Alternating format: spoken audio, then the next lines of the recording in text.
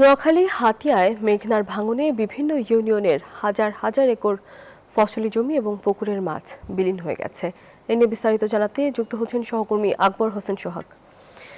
সোহাগ, ফসল ও পুকুরের মাছ হারিয়ে কৃষকরা কি বলছেন জানাবেন।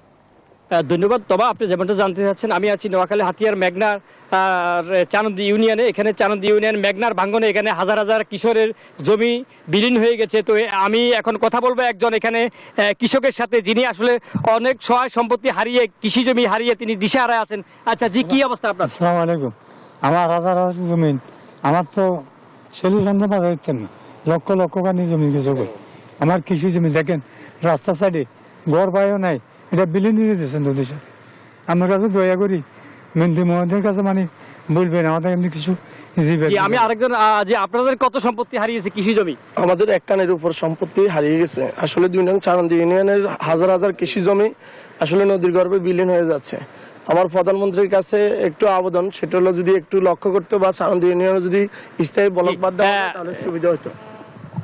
জি জি, আপনি শুনছেন যে আমি দুজন কৃষক এবং পরিবারের সদস্যের সাথে কথা বলছি। তারা আমাকে জানিয়েছে যে এই অঞ্চলের চানন্দিয়ার হাজার হাজার কৃষি জমি বিলীন হওয়ার কারণে তারা আজকে দিশেহারা। আসলে তারা কিভাবে আগামী দিনে চলবে, কিভাবে ফসল করে তারা মাঠে ঘরে ধান করবে, কিভাবে বসবাস করবে, এই দুশ্চিন্তায় তারা আছেন। তো এই ছিল আমার কাছে নোয়াখালী থেকে সবচেয়ে কৃষি ইস্যুতে তমা।